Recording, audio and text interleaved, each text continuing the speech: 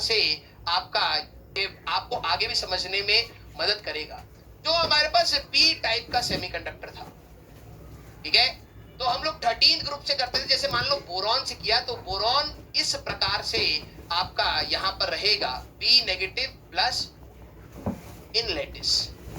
इसको जरा आप लिखिए क्योंकि इससे आपको चीजें समझ आएगी। इन लैटिस ये आपने डोप किया है तो बोरॉन कहीं ना कहीं नेगेटिव, क्योंकि देखो ओवरऑल तो न्यूट्रल रहेगा, ये whole act as a positive. तो अगर आप देखिए माइनस साइन क्यों रखा है कि ओवरऑल ये न्यूट्रल है, ओवरऑल ये न्यूट्रल है। ये आपके लैटिस की साइड्स पे चला जाएगा, लैटिस की साइड्स। ये होल, क्योंकि इससे आपको चीजें समझ आएगी। बोरॉन से किया तो बोरॉन इस प्रकार, ठीक है, ये आपको आगे भी समझने में मदद करेगा। जो हमारे पास पी टाइप का सेमीकंडक्टर था, ठीक है, तो हम लोग 13 ग्रुप से करते थे। जैसे मान लो बोरॉन से किया तो बोरॉन इस प्रकार से आपका यहां पर रहेगा बी नेगेटिव प्लस इन लैटिस। इसको जरा आप लिखिए क्योंकि इससे आपको चीजें समझ आएगी। इन लैटिस ये आपने डोप किया है तो बोरॉन कहीं ना कहीं नेगेटिव, क्योंकि देखो ओवरऑल तो न्यूट्रल रहेगा, ये whole act as a positive. तो अगर आप देखिए माइनस साइन क्यों रखा है कि ओवरऑल ये न्यूट्रल है, ओवरऑल ये न्यूट्रल है। ये आपके लैटिस की साइड्स पे चला जाएगा, लैटिस की साइड्स। और एफसीसी लैटिस होता है जनरली, तो ये एफसीसी स्ट्रक्चर बना देता है और ये होल हमारे पास फ्री रहता है ना, जिसकी वजह से कंडक्शन होता है।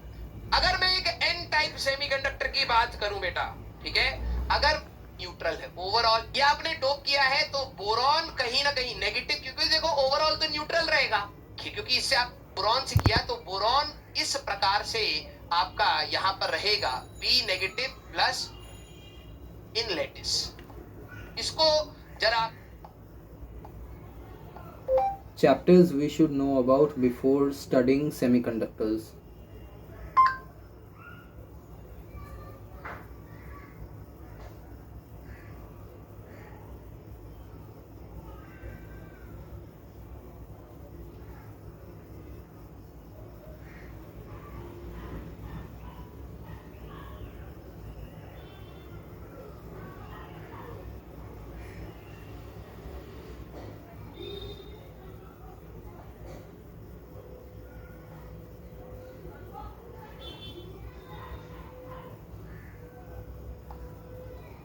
स्टॉक मार्केट थोड़ा ना कोई रॉकेट साइंस है कि हमसे ना हो पाएगा। सूट्स की जरूरत क्यों? सलवार सूट ये नहीं कि अभी से बैठ गए कि भैया 12वीं तो जब ही शुरू होंगे। तो पहला ब्लंडर था। ये पॉइंट याद रखना कि सभी के साथ कुछ महत्वपूर्ण नहीं करती रहेंगे, टाइम भी नहीं हमारे पास। सिर्फ ये टॉपिक छोटे छोटे से रिवाइज कर ले, फिर उसके बाद इस वाले चैप्टर पर जब तू जंप करेगा तो तेरी 12वीं का ये वाला चैप्टर बहुत अच्छा हो जाएगा। तेरे को परेशानी नहीं आएगी, तेरे को ये नहीं लगेगा क्लास में बैठे रिवाइज करनी, क्योंकि इतना टाइम भी फील समझ में आ रही है कि 12वीं का मान लो ये चैप्टर शुरू हो रहा है तो ये चैप्टर करने से पहले तो 11वीं के बस ये छोटे छोटे टॉपिक एक बार पढ़ ले। पूरा चैप्टर नहीं पढ़ना तेरे को, पूरी 11वीं नहीं रिवाइज करनी, क्योंकि इतना टाइम भी नहीं हमारे पास। सिर्फ ये टॉपिक छोटे छोटे से रिवाइज कर ले, फिर उसके बाद इस वाले चैप्टर पर जब तू जंप करेगा तो तेरी 12वीं का ये वाला चैप्टर बहुत अच्छा हो जाएगा। तेरे को परेशानी नहीं आएगी, तेरे को ये नहीं लगेगा क्लास में बैठे बैठे कि यार अरे सर ये तो 11वीं का कॉन्सेप्ट यूज करवा रहे हैं, मेरे को याद ही नहीं रहेगा, अब मेरे को समझ में नहीं आएगा। ऐसा नहीं होगा, तो तेरी 12वीं थोड़ी सी स्ट्रॉन्ग हो जाएगी। तो आज की वीडियो का मेन एजेंडा यही है। सिर्फ अच्छा लगेगा 11वीं में कुछ नहीं आता तो मैं बायोलॉजिकल ऑप्टिक्स, बहुत प्यारा चैप्टर है, बहुत मुश्किल है, अलग टाइप की वीडियो है। अगर आपको ये देख नहीं डालें तो अगर मैं बात करूं सबसे पहले फिजिक्स में इलेक्ट्रोस्टैटिक्स की, तो एक पर हम उसको स्ट्रिंग और साउंड वेव्स का जो बेसिक है ना, बिल्कुल बिल्कुल बेसिक एनसीईआरटी लेवल आपका ईएमआई एंड एसी, इसके अंदर 2 चैप्टर आते हैं, एक आता है चैप्टर नंबर 6, एक आता है चैप्टर नंबर 7। ईएमआई और एसी ऑल्टरनेटिंग अभी नहीं चाहता था, हाइडर और बहुत प्यारा चैप्टर है। फिजिकल केमिस्ट्री ने वो क्योंकि आपको मिलेगा और ये नया चैप्टर है।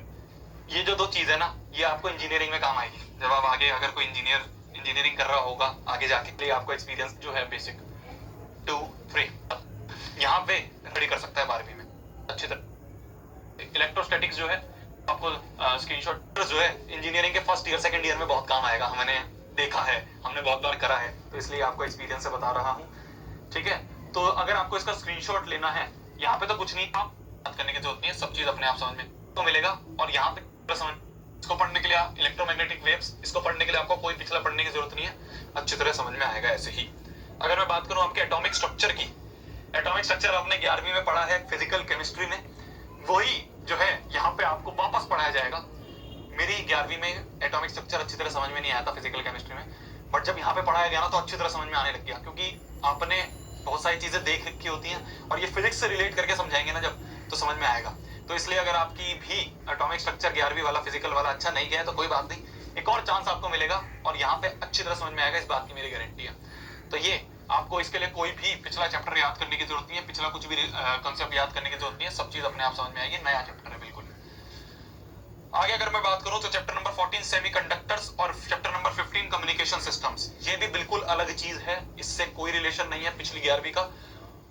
ये जो दो चीज है ना, ये आपको इंजीनियरिंग में काम आएगी, जब आप आगे अगर कोई इंजीनियरिंग कर रहा होगा, आगे जाके करेंगे यार, सभी बनोगे कुछ ना कुछ तो बढ़िया, तो आपको सेमीकंडक्टर्स जो है इंजीनियरिंग के फर्स्ट ईयर सेकंड ईयर में बहुत काम आएगा। हमने देखा है, हमने बहुत बार करा है, तो इसलिए आपको एक्सपीरियंस से बता रहा हूं, ठीक है। तो अगर आपको इसका स्क्रीनशॉट लेना है, यहाँ पे तो कुछ नहीं है, ये सारे तो गोले गोले वाले हैं।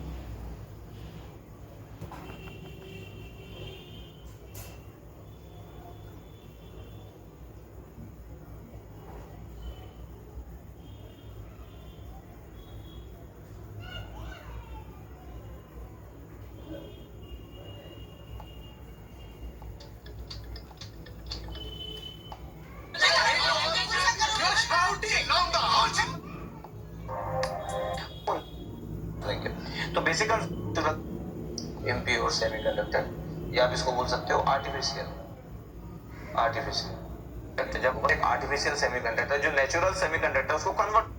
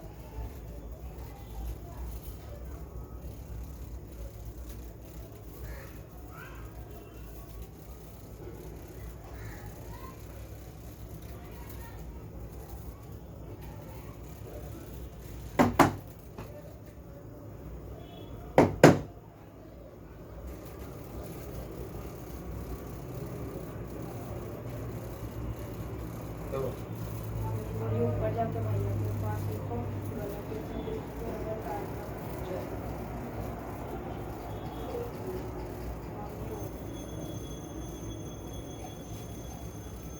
जाओ बैठो, कहाँ बैठो।